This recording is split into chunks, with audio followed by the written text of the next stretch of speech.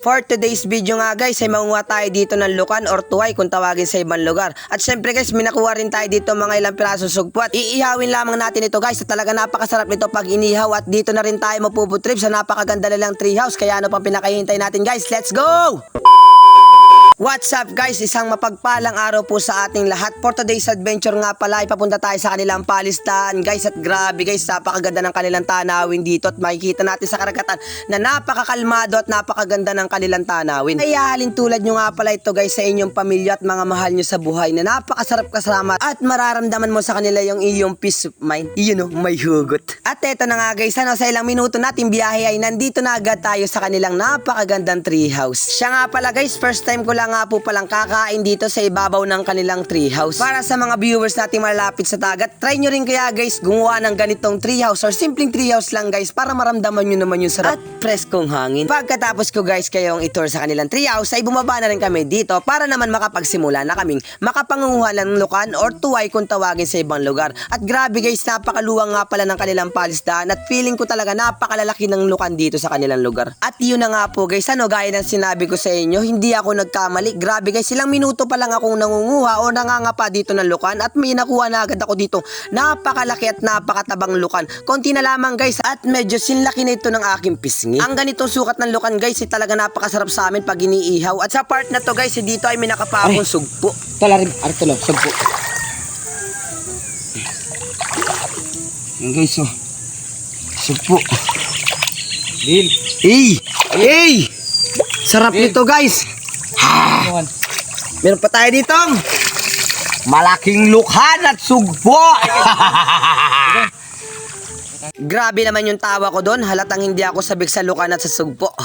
At syempre guys, kung may malalaking size na lukan dito ay meron ding maliliit. At syempre guys, hindi natin ito pwedeng kunin at papakawalan lang natin ito para na naman sa susunod ay meron tayong makukuha sa susunod na buwan at para naman lubaki sila. Grabe guys, sa part na to ay akala ko yung malaki na yung una kong nakuha sugpo ay meron pa palang mas malaking sugpo na ating makukuha dito. Sa pangangapa nga po pala guys ang ganitong sugpo ay pabilisin talaga ng kamay. Sadyang napakabilis at napakalakas guys ang tadyak nito sa ilalim ng tubig kapag naramdaman ka nito. At dito guys sa part na to ay talagang isang dangkal naman guys yung nakuha kong sugpo at talagang nabigla rin ako dito na sobrang laki. Naaalala ko lang guys, mga bata kami kapag kami nangunguha ng ganito sa ilog or kapag nangingilo kami sa gabi. Masaya na nga po pala kami guys kapag kami nakakakuha ng ilang piraso or 5 piraso, 10 pirasong swahe. Goods na sa amin yun guys at sure na may uulamin na kami. Gaya nga guys ang sabi ko sa inyo, hindi naman talaga mahirap manguha ng pangulam dito sa amin lugar. Kung ano nga lang guys ang madampot namin sa ilog at alam namin makakain ay kinukuha namin. Pupunta nga lang po pala kami guys sa ilog at kapag kami may nakitang ilang pirasong pusikit at suso ay kukunin namin. Sasamahan nga lang namin guys ang ilang pirasong bagungon. Abay, dali man din. Sabay lalantakan mo ng lahok ng gulay katulad ng puso at pako at 2 pirasong gata na nyug. Abay, katalo naman din. Ganun lamang guys ang diskarte namin dito sa probinsya. Talaga namang hindi ka mawawala ng pangulam. Ayan na nga guys sa ilang minuto kong pagdadaldal at pagbabahagi sa inyo ng mga diskarte ay di ko na napansin na marami na pala silang nakuha. Akala ko nga guys ay malalaki na yung akin nakuha ay talaga namang mas malalaki pa pala yung nakuha nila kaysa sa akin. Share ko nga lang guys sa adventure natin na yan ay 2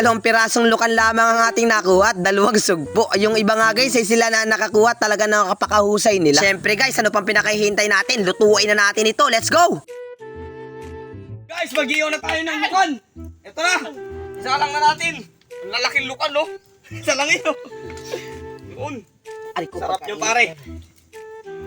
Wala nang paligoy-ligoy pa guys, inihaw lang natin ito at wala naman tayong ibang rigatong gagamitin kaya naman mas makakatipid tayo. Pero bukod sa biro guys, isa ang inihaw sa pinakamasarap na luto dito sa ating tuway or lukan. Bibigyan ko kayo guys at ibabahagi ko sa inyo ang diskarte namin ginagawa sa pagluluto nito. Medyo totoasted din natin guys para naman mas nuot yung kanyang lasa. Kapag napansin nyo guys, sa ganito na ang itsura na yan at medyo sunog na ay talaga naman guys, hindi bukod sa biro ay talaga napakasarap nito. Ano guys, natatakam na ba kayo? Talaga namang nakakatakam ang itsura nito. Tapos guys, yung aroma nito or yung kanyang amoy ay talaga namang napakabango. Kaya kung ako sa inyo guys, kung sino man na meron sa inyong lukan ngayon, sa inyong lugar, ay try nyo rin ang ganitong luto. Bukod sa makakatipid na kayo sa mga ingredients, ay talaga namang mag-i-enjoy kayo kapag kinain nyo ito. Pagkatapos natin guys hanguin, ito, sinet up na namin ito sa kanilang treehouse at grabe guys, napakasarap nito. to. Ayan na nga guys, natatakam na naman ako. Talaga namang nahuhumaling na naman ako sa kanyang amoy. Pero bago tayo guys magsimula sa ating pagkain, wag na wag nating kakalimutan na magdasal. Kahit wala sa itsura namin guys, talaga namang lagi kami nagdadasal bago kumain at nagpapasalamat kami sa Panginoon sa mga biyaya niya binibigay sa amin. At eto na nga guys, yung best part of adventure natin. Hey guys, what's up? Tara, sabahan nyo na ulit kami food trip ng inihaw na lukan. Let's go! Testingin natin guys, mga first bite natin. Kuha dogs.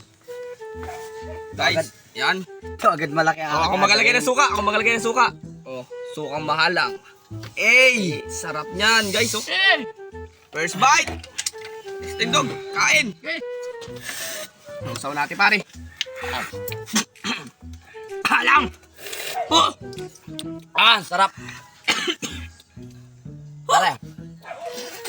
Guys, nalaglag pa oh. Ito ang masarap. Sarap, Kanin.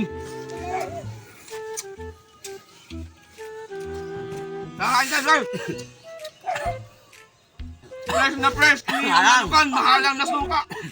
Quality. Sausaw na natin. Guys. Lukan, ulit. Sausaw natin sa mahalang na suka. Dapat dog. Perfect paano? Dog. Laki. Sarap. Dami. Kaya ano pa guys ang pinakaihintay ninyo, sabahan nyo kami sa aming pagkain ngayong araw. Kumuha na rin kayo guys sa mga bahaw ninyo at mga ulam at sabayan nyo kami sa aming pagkain. At syempre guys, sabay-sabay tayong mabusog sa ating adventure. Kayo ba guys, anong pakiramdam ninyo kapag kasabay nyo kumain ng inyong pamilya at ang inyong mga kaibigan? Diba guys, napakasarap sa pakiramdam. Bukod sa magagandang moment guys, ay talaga naman makakabuo kayo ng matibay na relasyon. Paano guys, kakain muna kami. Maraming salamat po sa panonood. Babush!